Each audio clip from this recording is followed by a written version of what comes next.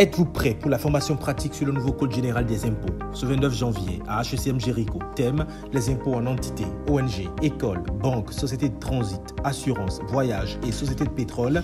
Rejoignez le fiscaliste et auteur du livre de fiscalité pratique de la fiscalité en entité au Bénin de 2018 à 2022 au Bénin et dans l'espace OADA. Inscription 5 000 avant le 26 janvier. Coût de la formation 25 000. Chefs d'entreprise, ne ratez surtout pas cette grande première.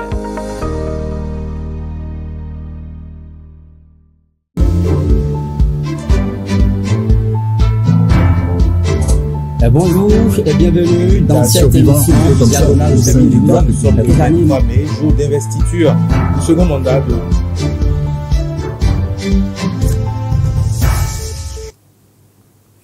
Mesdames et messieurs, bonjour et bienvenue sur Diagonale. Depuis des décennies, la communauté internationale se tient aux côtés des pays africains pour combattre le terrorisme. Pourtant, ces dernières semaines, les attaques djihadistes sont de plus en plus meurtrières. Le Bénin n'est pas en marge de cette guerre et est désormais au front. 2022 sera peut-être une année incertaine si on repart au discours de Patrice Talon au Parlement. C'était le 29 décembre dernier. En réalité, la sécurité reste la priorité de cette année. La menace djihadiste et la stratégie de riposte, ce sera le thème de cette émission que j'anime avec Paul Danongbe. Paul, bonjour. Bonjour Jean-Eudes. Nous recevons justement ce matin un sécurocrate, ancien commissaire des raids, spécialiste des questions de sécurité et de la grande criminalité. Commissaire Marius Hubert Dadjor-Huigman, bonjour. Bonjour cher ami. Merci d'avoir accepté notre invitation. C'est moi. Alors, je rappelle très rapidement le contexte. Nous étions partis de la Libye, ensuite le Mali, aujourd'hui même le Bénin. Tout cela, je le rappelle, se tient dans un contexte là encore marqué par la Covid-19. Et si on va au plan politique, il y a ces menaces sur la démocratie, cette résurgence, je vais dire, des troisièmes mandats dans certains pays. Tout cela fait un grand mélange. Finalement, est-ce que 2022 sera une année paisible sur le plan de la sécurité? Très bonne question, celle-là que vous venez de poser. Pour que nous vivions en paix et en sécurité, il faudrait que nos dirigeants au sommet de nos États sachent prendre la mesure des choses et assurent une politique apaisée dans leur pays. Ensuite, que à travers toutes les nations donc de l'Afrique, où l'insécurité, surtout le terrorisme est véritablement actif, que tous les nationaux se donnent la main. Du reste, les interventions extérieures à l'Afrique sont plutôt les causes évidentes de l'impérialisme qui a senti qu'il est en train de perdre la main et crée d'autres manières de nous occuper pour pouvoir nous exploiter et nous tenir toujours en laisse. Alors, un climat politique apaisé, une union nationale pour pouvoir combattre l'insécurité. Est-ce que c'est le cas aujourd'hui au Bénin? Est-ce que vous remarquez ce que vous souhaitez là? Est-ce que vous le remarquez, vous le sentez aujourd'hui au Bénin?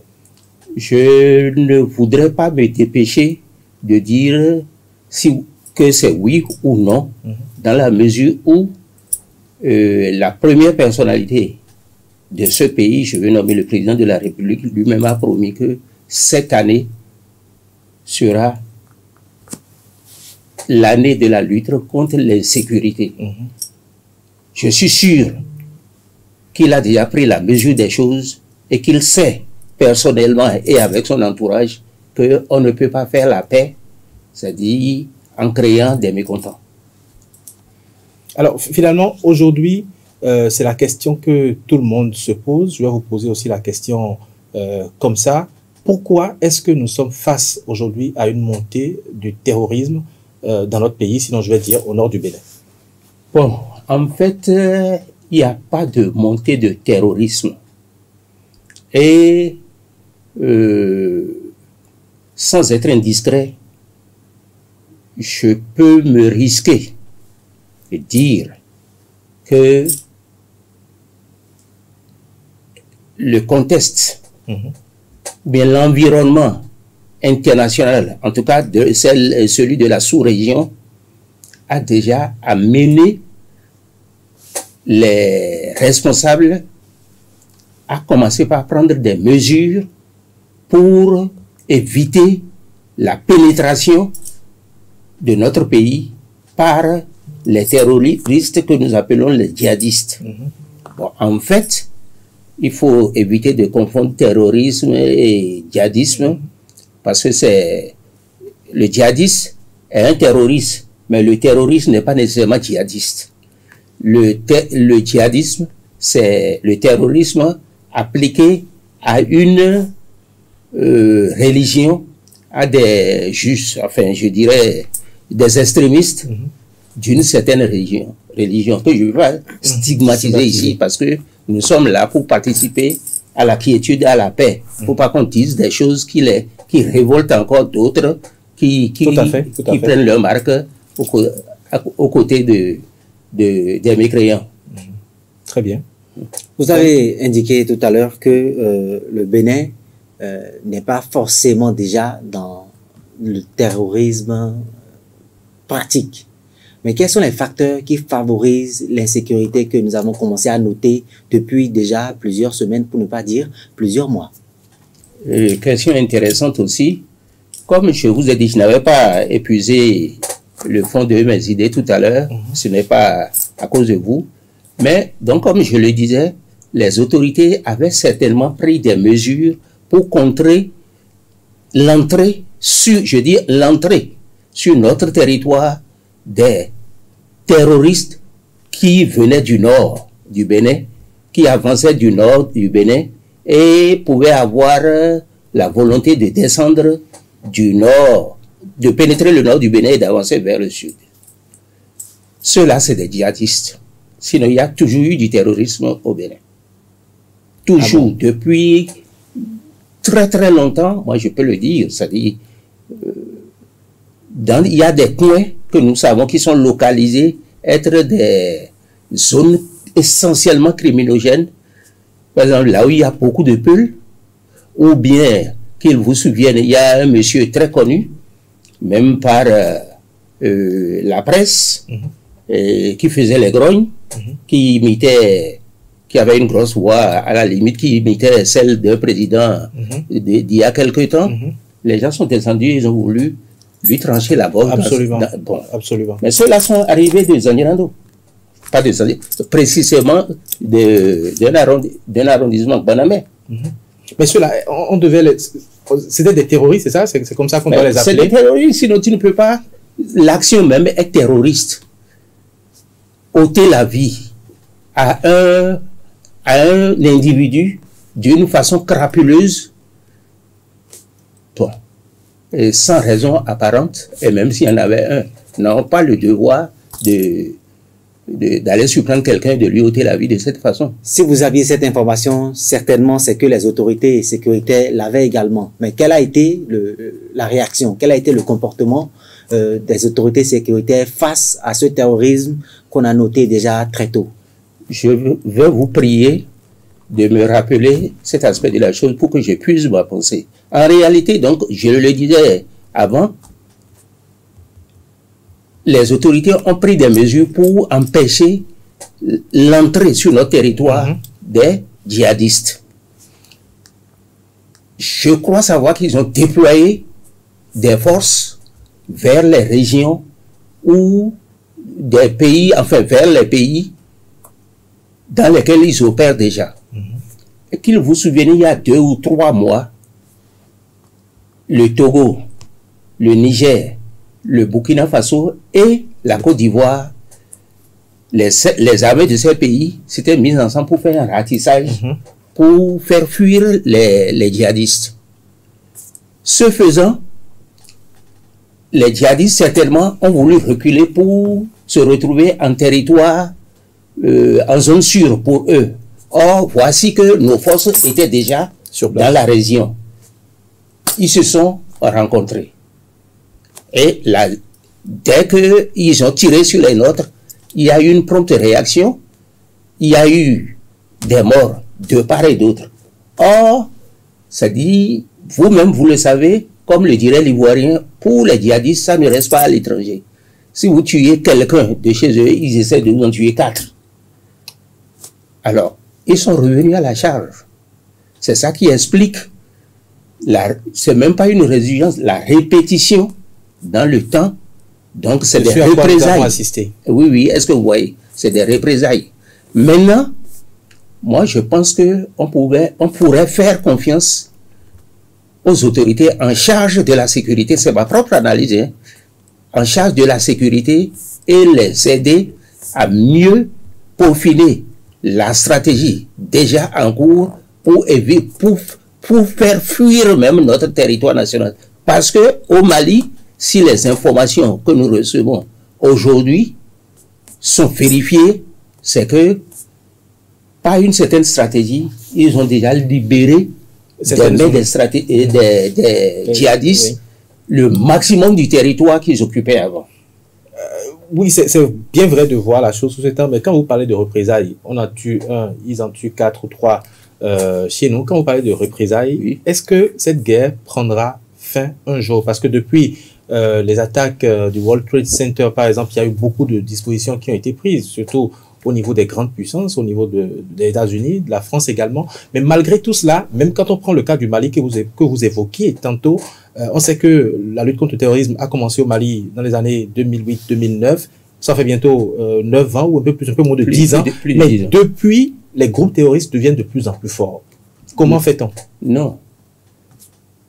Les pays qui ont des minerais appréciables, dont veulent notre colonisateur ou bien les pays occidentaux, on les occupe ou bien on envoie ces terroristes, ces djihadistes-là sur ces sites et on empêche l'armée du pays d'aller sur ces sites. Et c'est même les Occidentaux qui poussent, qui financent et qui payent même les armes, qui offrent les armes pour occuper certains territoires, histoire d'empêcher les armées nationales. Parce que nous avons été dans les mêmes écoles.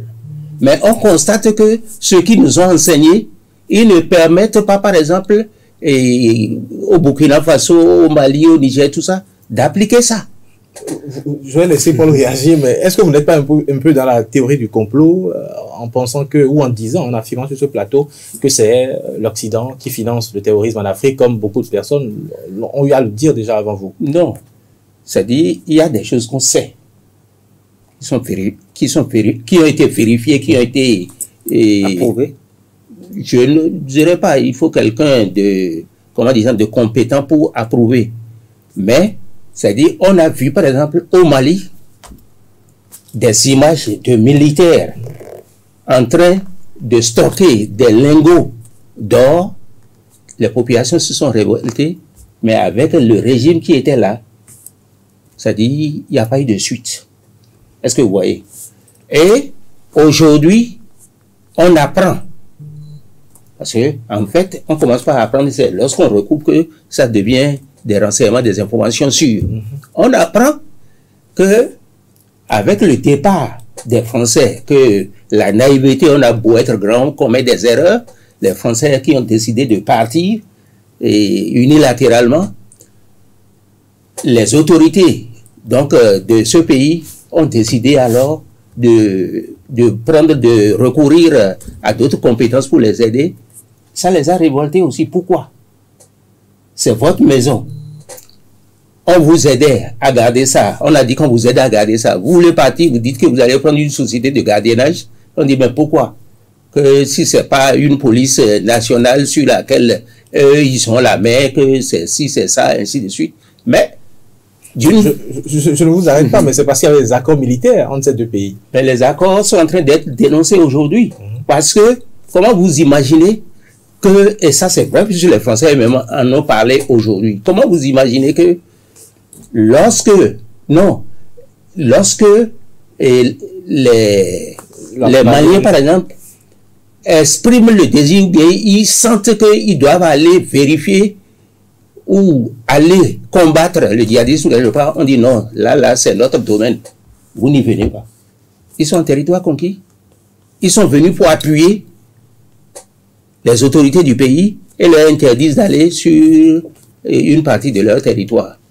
Ils quittent maintenant, on va nettoyer le coin, on voit plein de choses. Et c'est les armes de chez eux, même avant, même qu'on ne parle de tout ça. C'est par le Nigeria que Boko Haram s'est signalé comme en matière de djihadisme. Mais il a été dénoncé. Je crois que vous vous en souvenez. Il a été dénoncé que le Boko Haram avait même un char de marque française, un char d'assaut. Or, il est de notoriété publique que c'est les armées qui peuvent avoir ce genre d'engin. Jamais un groupe terroriste ne pouvait l'avoir, puisque même les cartouches que nous avons dans nos armes là, un enquêteur spécial, ça dit correct, digne de ce nom, quand il va quelque part, on a tiré ces cartouches là, il peut tracer pour savoir de quelle unité c'est parti, ou bien où est-ce que ça a été fabriqué et à quel moment tout ça. Est-ce que vous voyez? Et ils se permettent de mettre à la disposition donc des terroristes un char d'assaut de marque Panhard. Panhard, c'est exclusivement français.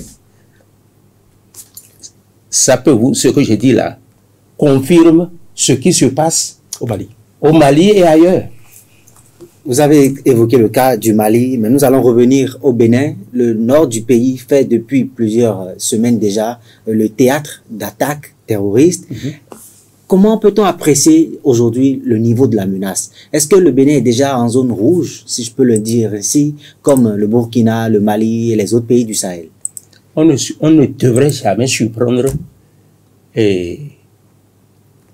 un pays aguerri en matière de sécurité, mais on a beau le dire, il y a eu l'affaire de World Trade Center, États-Unis, où on pense qu'ils ont tout, ils pouvaient tout savoir. Il paraît que c'est un coup monté aussi, par eux-mêmes. Oui. Bon. Mais, quand on vous dit que on vous donne la version officielle, comment est-ce que vous imaginez qu'avec tout ce qu'ils ont comme appareil de renseignement, écoute et tout le reste là, que cela arrive. Donc ça pouvait arriver à tout moment. Et l'essentiel pour pallier à cela, c'est que nous devions tous nous sentir concernés par le terrorisme, circuler moins la nuit et dans les zones qui sont criminogènes et participer à la lutte en donnant les bonnes informations à temps et à qui de droit. Alors, malgré toutes ces dispositions, les groupes terroristes montrent et affichent une certaine résilience. Qu'est-ce qui justifie quand même cette résilience-là, quand on sait que les autorités et les populations prennent toutes les dispositions pour se soustraire à ces attaques-là? Non, le problème, tant qu'on ne va pas reformater l'enseignement au Bénin, et que c'est ce que, moi, quand je parle de Gao, mes enfants ne savent pas ce que c'est. Or, moi, je crois que déjà, au CM2, j'avais appris ça. Au Bénin, là où Biokera a lutté contre le colonisateur, nos enfants ne connaissent pas. Ils connaissent Biokera, ils connaissent Kaba, ils connaissent choses là, mais c'est juste ça qu'on leur donne. Et l'enseignement qu'on nous a donné, même ceux qui se disent intellectuels, sont des suppôts donc comment dit-on, de cet enseignement-là. Non, c'est-à-dire de tout ce que nous vivons aujourd'hui, même si on détourne ou si on... C'est cet enseignement-là qui l'a créé. L'enseignement civique, depuis quand est-ce que vous en avez entendu parler? Le devoir d'aider la police et l'armée, ne serait-ce que par les renseignements, depuis quand vous en avez jamais parlé? Maintenant, il faut vous dire, l'agression du 16 janvier, c'était une forme de terrorisme. Mais ce qui a sauvé le pays en ce moment, c'est que la grande partie du pays était encore en symbiose avec le Shoda. Il y a des ouvriers, des gens qui sont morts parce que quand on a Kérékois lancé l'appel pour dire que tout Béninois doit se considérer comme un soldat au front, mais les gens ont pris bâton, tout ça, pour aller vers l'aéroport. Alors, très bien. On a constaté, je repars un peu en arrière, dans l'actualité, cette semaine, il y a eu ces enlèvements. D'abord, l'enlèvement du CA central de l'arrondissement de Niki. Ensuite, il y a eu cette affaire qui a été racontée à l'université d'Abomey-Calavi, où une fille a failli être enlevée. Cela a amené les autorités rectorales à prendre des mesures. Vous avez dit tout à l'heure qu'il y a une différence, il y a une clarification à faire entre le terrorisme et le djihadisme. Ma question c'est, au plan sécuritaire, on était quand même un peu à l'abri depuis quelques mois, depuis quelques années. Est-ce que ces enlèvements qui se passent à l'intérieur du pays, c'est vrai que Niki c'est encore un peu au nord, c'est dans le Borgou, ce qui se passe à Cotonou, est-ce qu'on doit lier ça à la situation au nord du pays? Pas nécessairement. Mais l'insécurité est à large spectre. Ce peut être les mêmes personnes qui intelligemment ont voulu mouiller le sud aussi. Parce que si les djihadistes sont déjà dans certaines régions de notre pays, qu'est-ce qui vous dit qu'ils ne sont pas déjà à Cotonou, à Port-Novo ou à Calavi? C'est-à-dire, quand ils viennent, ils prennent le temps de connaître correctement le terrain sur lequel ils sont. Ils voient avec qui ils peuvent collaborer. Et ils créent des germes, c'est-à-dire que des choses là, des gens qui peuvent être leurs complices et comment ils peuvent les intéresser. Quand ils créent les mosquées, par exemple, ils font des donations. Ça participe de tout ça. On connaît les pays qui importent ces, comment dit-on, ce terrorisme-là. Et s'ils viennent pour faire des dons, on se devait de leur dire merci. Trop peu, c'est bon pour nous. Ils n'ont qu'à garder leur trésor. Nous, on n'a qu'à vivre dans notre pauvreté, mais dans la tranquillité. Mais les États africains ne semblent-ils pas se montrer indifférents, trop silencieux par rapport à ces faits, surtout quand ils ont ces informations de ce que il y a quand même des terroristes qui descendent dans le pays et qui, sur des fonds de générosité, de philanthropie, ça donne à ces acteurs d'attaque. Les diplômés que nous appelons des intellectuels ne sont pas des intellectuels.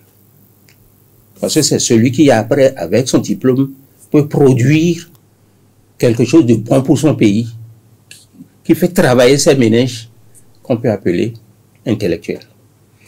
La question que vous posez, le problème en débat ici aujourd'hui, devrait donner à réfléchir et même à l'université déjà, il devrait y avoir des propositions, des colloques, des choses là, pour qu'on y arrive. En réalité, non. Mais c'est si délicat que on dit c'est une certaine religion. Mais cette religion, beaucoup de gens, les 98%, 99% des adeptes de cette religion au Bénin ne se reconnaissent pas à travers le terrorisme. Et nous sommes d'accord, vous et nous, qu'il n'y a que le mahométisme et le christianisme qui prônent le pardon et disent que Dieu est pardon. Au nom de Dieu, peut-on tuer? Or, c'est au nom de Dieu, quand les autres disent Allah Akbar, Dieu est grand, ils tuent. Ou bien ils mettent des gens au bord des fosses là, ils les égouillent et les jettent au nom de Dieu. Ça, je ne veux pas non plus dire, comment dit-on, la frange de l'islamisme qui prône ça. Mais ils s'entendent pas, c'est les sunnites et les choses là, ils s'entendent pas entre eux. Et ils se tuent même entre musulmans pour faire valoir leur cause. C'est-à-dire, nous avons, nos universités ont beaucoup à faire. Mais comme on sait que ce n'est pas leur souci, même universitaires, ils préfèrent au lieu de faire des recherches et entretenir ces colloques-là. Ils préfèrent être dans les postes ministériels et qu'on sort.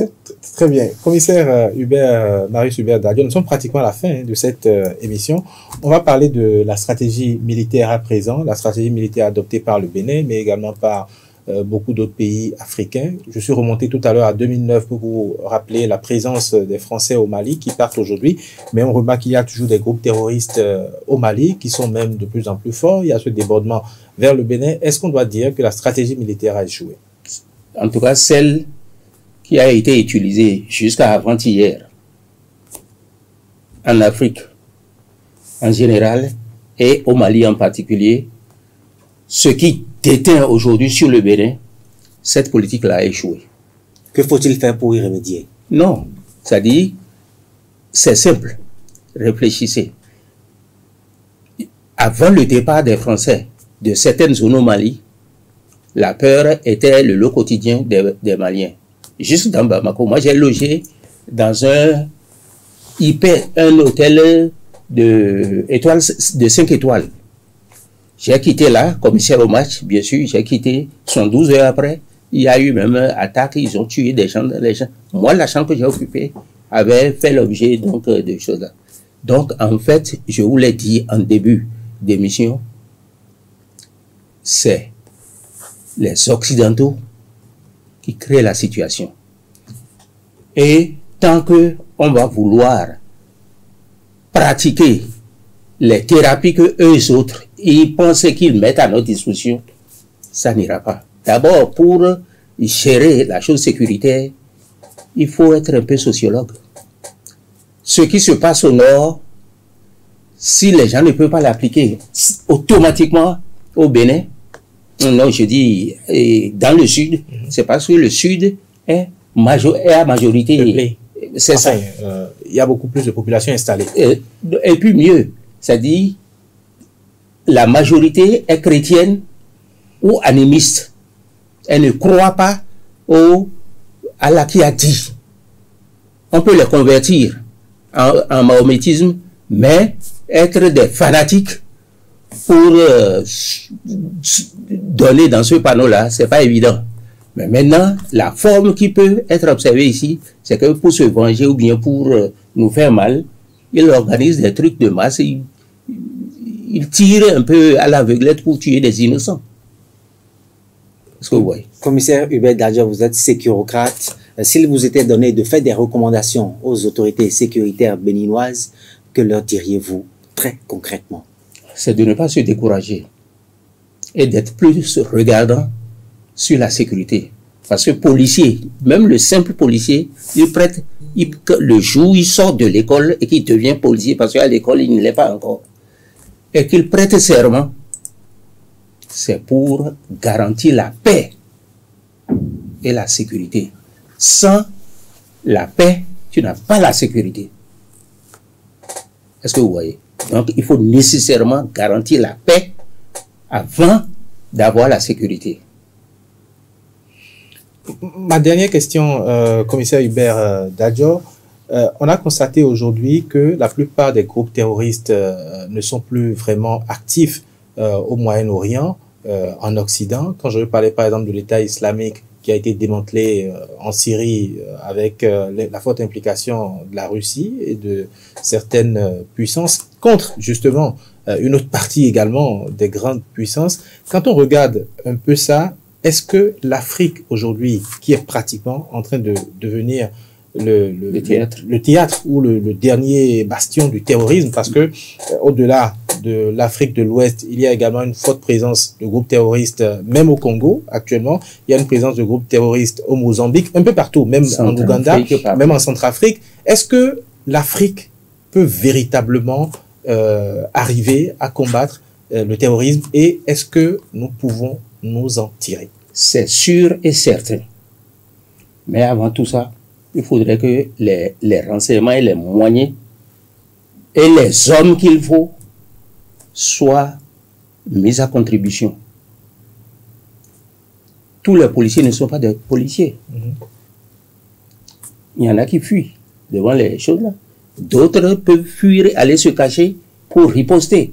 Parce que la première des choses, c'est que Le policier lui-même doit se mettre en lieu sûr avant de pouvoir sauver un autre. Sinon, si on l'abat, c'est qu'il offre tout le reste, c'est-à-dire un holocauste.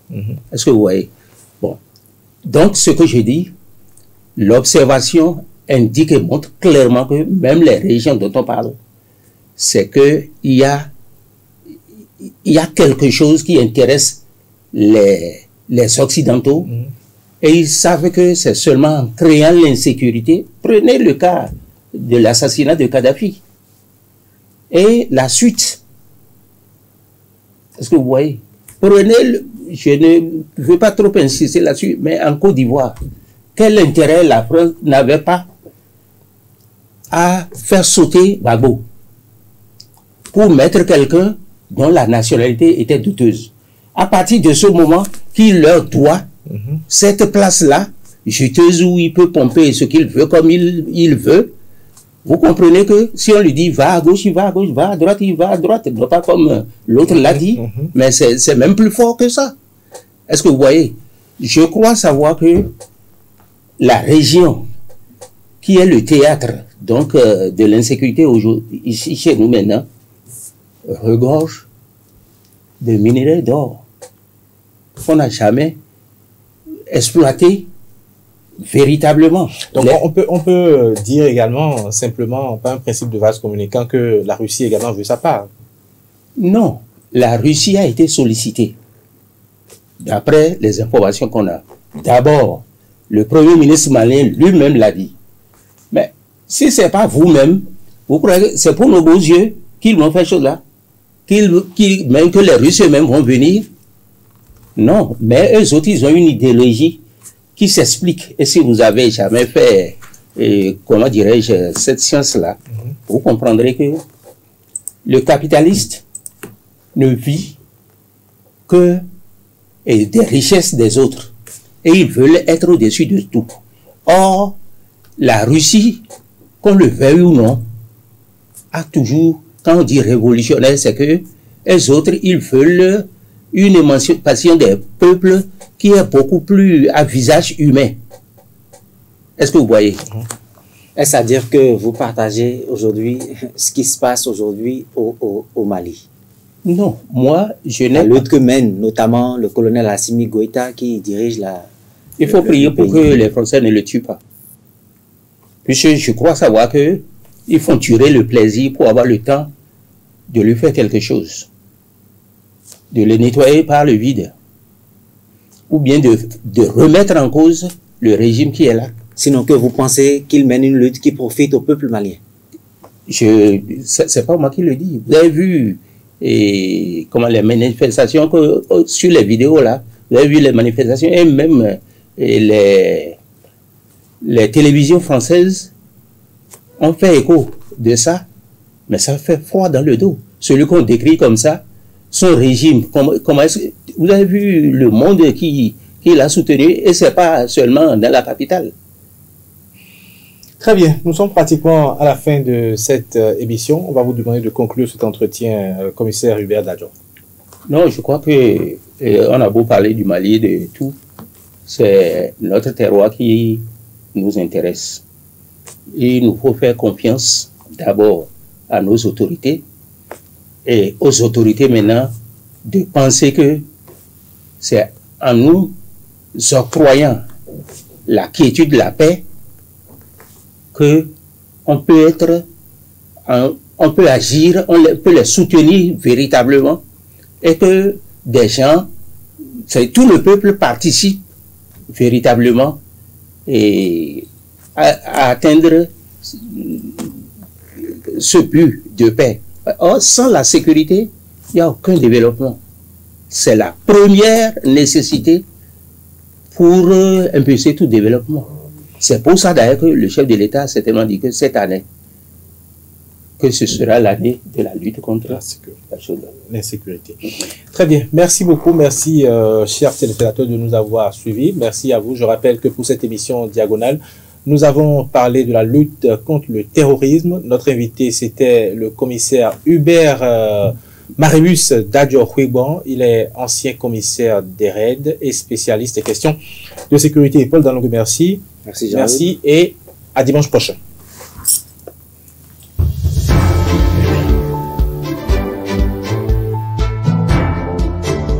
Bonjour et bienvenue dans cette émission Diagonale 2020. Nous sommes le 23 mai, jour d'investiture du second mandat de